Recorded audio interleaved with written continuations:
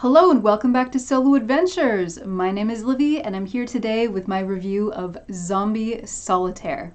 Zombie Solitaire is a solo card game that plays a lot like the normal Klondike Solitaire that you might already be familiar with, but there's one big twist: zombies.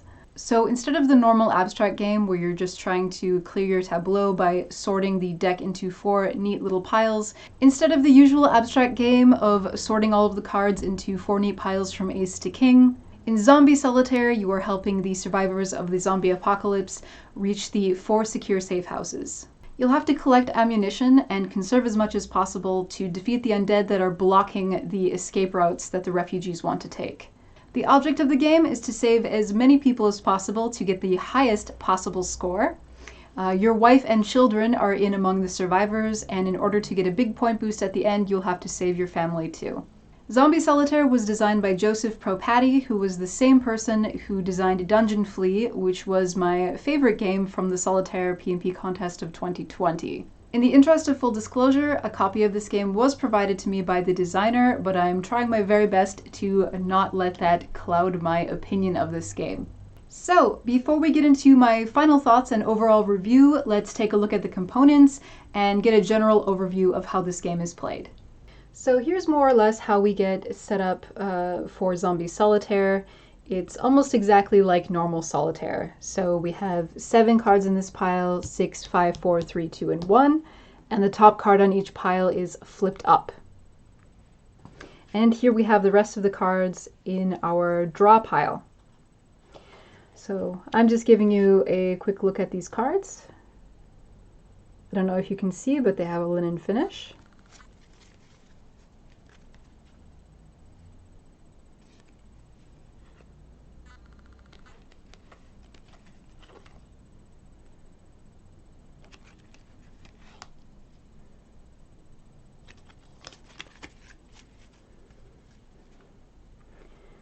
So this is basically a standard deck of playing cards, of course, but with custom artwork.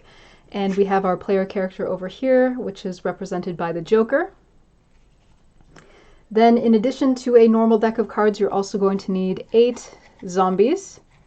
And if you're playing this game with just a normal deck of cards, you can of course use like meeples or something else like that to be the zombies. This is the box.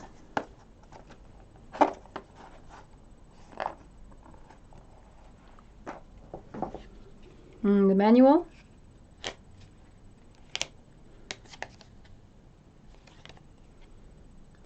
And the game also comes with 5 dice, 4 black and 1 blue. We don't need the blue for the base game, this is just for the expansion. I'm not going to get too deep in how to play this game. If you want a full tutorial, I will have a link in the description that the designer himself made that will walk you through how to play this game. But I'm going to give you just a very basic overview. So at the beginning of the game, we have everything set out like this. We don't have to worry about zombies coming out until we start drawing from this deck. So at the beginning of the game, we can basically just rearrange the cards as we normally would in Klondike Solitaire. Of course, we're going from king to ace, and we're alternating black and red. Now, here we have an ace, which is a safe house. So just like in normal Solitaire, when you get the ace, you place it above the other cards. But in this case, it's special because this is a safe house for all of the diamond survivors.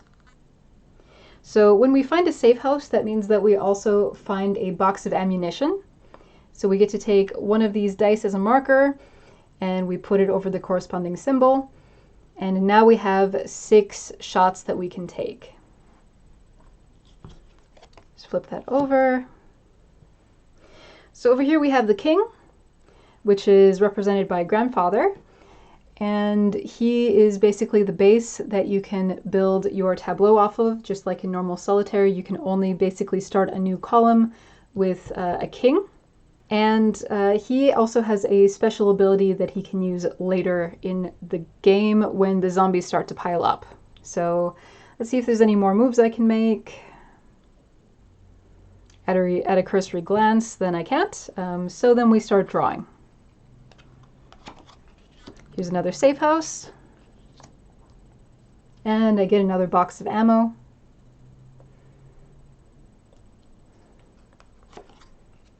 Here we have a 6. We can't put that anywhere. 7. Okay, so here we have a 7, and we can put it on the 8. So each of these rows is a temporary shelter, basically. So this adolescent moving over to join this teenager in a temporary shelter has attracted the attention of Zombie. So now I can't move any cards to or from this column while this zombie is still standing. If I want to get rid of it, then I have to spend one of my ammunition to take the shot. Let's keep going. So don't worry about this blue card because it's for part of one of the expansions. We'll just treat this as a normal black jack. That goes there, and it will attract another zombie. Let's say that this was a red 10 over here. If I wanted to move that over here, then I would have to get rid of both this zombie and this zombie. So I would take 2 shots, which means I'd be down to 4 to get rid of these 2. And if this was a red 10 and if this would work, I'd be able to switch this one over here.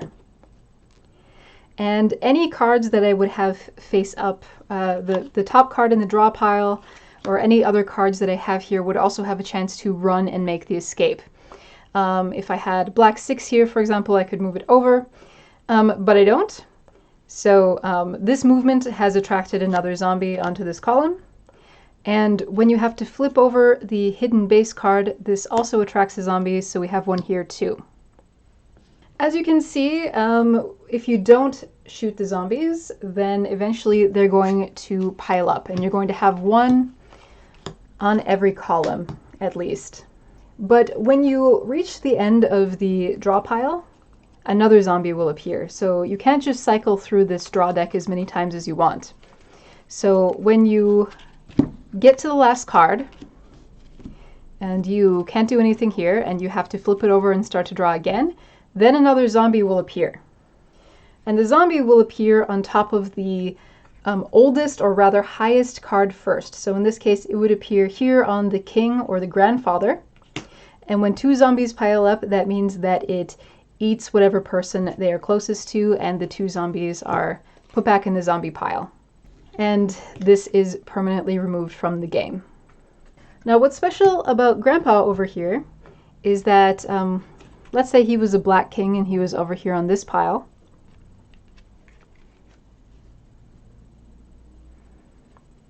If we had another zombie that came over here, and these 2 would basically eat up this adolescent right here, Grandpa could sacrifice himself and take out these 2 zombies. He's given his life and he's removed from the game, but you can remove these 2 zombies and put them back in their draw pile. So that's the basic gist of this game. You need to conserve your ammunition as much as possible. You need to move as many cards as possible when you do take that shot to make the most out of your ammunition. And you just kind of continue on like this, like normal Klondike Solitaire. The object of the game is to get as many survivors into the safe house as possible. So I would want to place the 2 of diamonds here and the 2 of clubs here. And at the end of the game, your score is however many cards, including the safe houses, that you have collected. Now there's a little twist to that. Your son, daughter, and wife are also somewhere in here with the survivors. There's your wife, and there's a daughter. Your son's in here somewhere.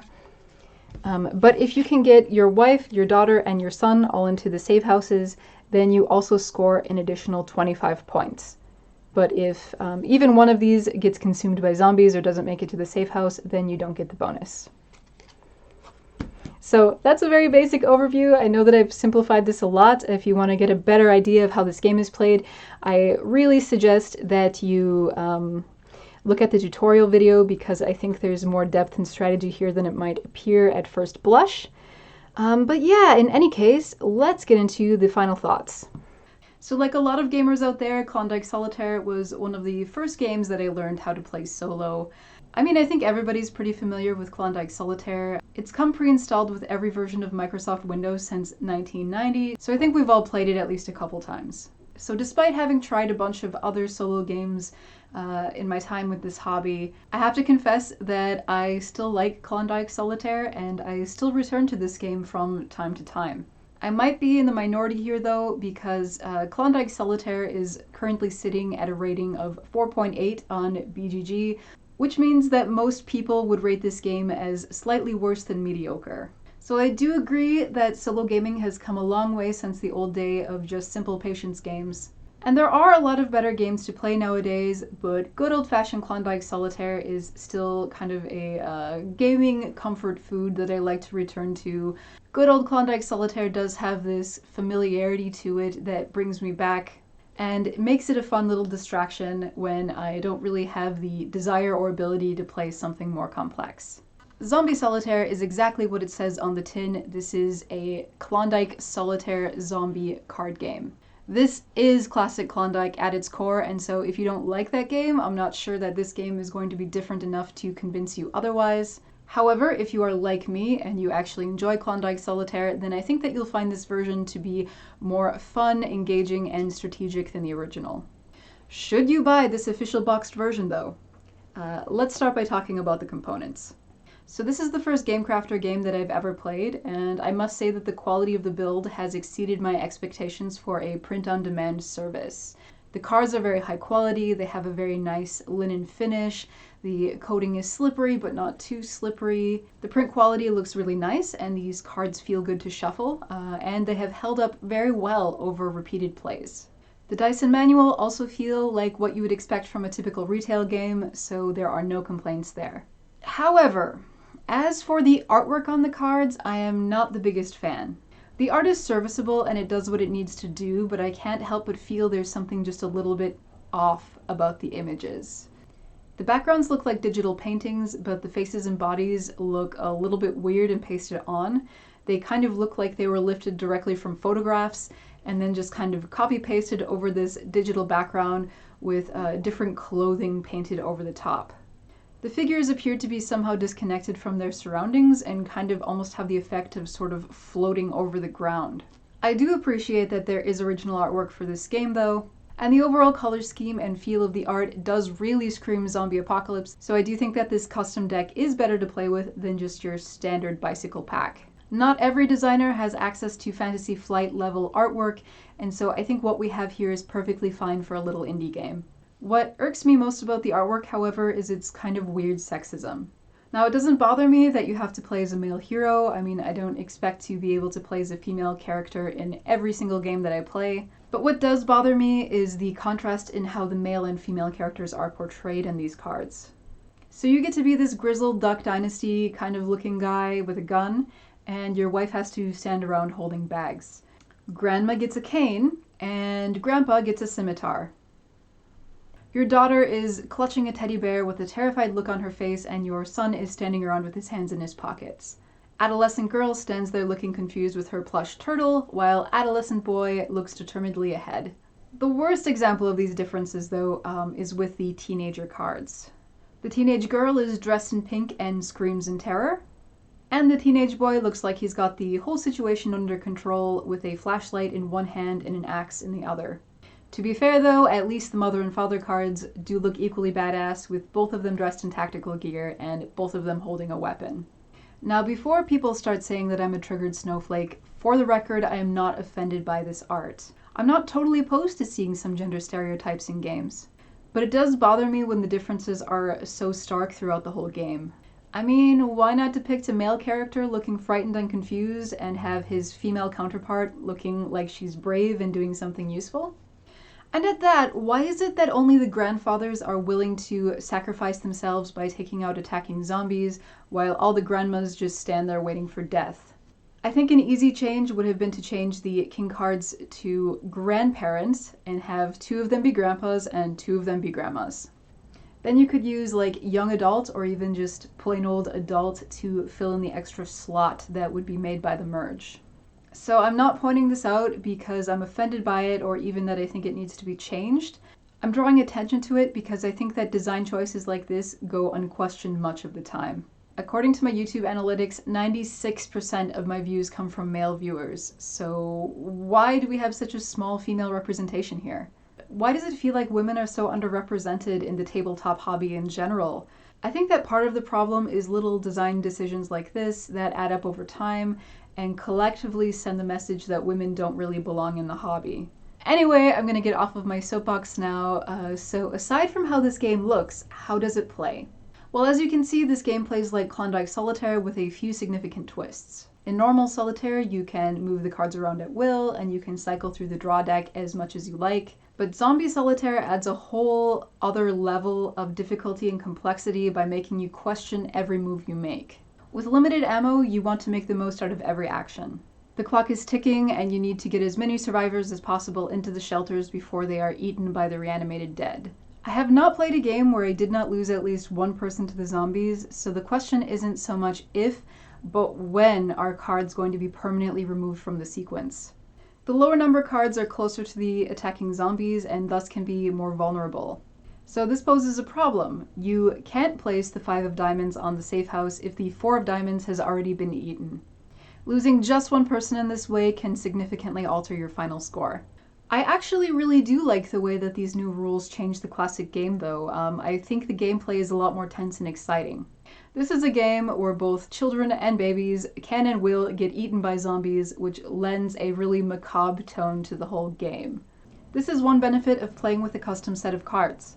It feels much worse to have a person lost to the horde than just another number, and therefore also more satisfying when you can move a survivor to a safe house. The game also comes with some different expansion cards that you can mix in for greater difficulty and variability. For example, there could be a special toxic zombie that blocks the entrance to a safe house and prevents you from scoring until it's defeated. There's a raider card that can pop up and steal your ammo, and there's even a kung fu master that can single-handedly defend a whole column of cards from zombie attack. In total, there are 7 different little mini expansions. They're really fun to try out in different combinations, and they help you create a custom experience with just the right difficulty. So just like in Klondike Solitaire, a good amount of the success is going to depend on how the cards are initially dealt out, but I think that Zombie Solitaire helps to mitigate the luck about as much as could be done for a game like this. In normal Solitaire, you win or lose in a binary fashion depending on if you can clear your tableau or not, but victory is not quite so clear-cut in Zombie Solitaire. While it is technically possible to get a perfect score, I think it would be really hard to do so. Thus the game becomes more of a beat your high score kind of game, which I think some people will like and other people really won't. I personally prefer the ability to calculate my score and compare my performance from game to game rather than just outright win or lose, but that is of course just my opinion. So what is my final verdict for this game? I had a lot of fun with Zombie Solitaire, and I think you will too if you're a fan of classic patience games. If you are not a fan of such games, then I think that this would be really hard to recommend to you, though for some people I think that the added theme, mechanics, and complexity might be enough to change the game just enough to make it fun. So if this game interests you, then I highly suggest that you check out the designer's tutorial video and you try playing this game with just a normal deck of cards and some dice. If you enjoy that and you think you'd like to enhance your experience with more thematic art and the 7 mini expansions, then I suggest that you go for it and get yourself a copy. The game is only available at the Game Crafter as far as I know, but you can have it for less than $25, which I think is a fair price considering its replayability. If you like both Zombies and Klondike Solitaire, then I really don't think you can go wrong with this game. Thank you so much for watching. If you like the videos that I make, then please subscribe because that would help the channel out a lot. If you're feeling extra cool, then maybe check out my Patreon and become a supporter there. I want to thank all of my patrons for making this channel possible, and in particular I want to thank my heroic tier patron Joshua Jumbles. So until next time, stay adventurous.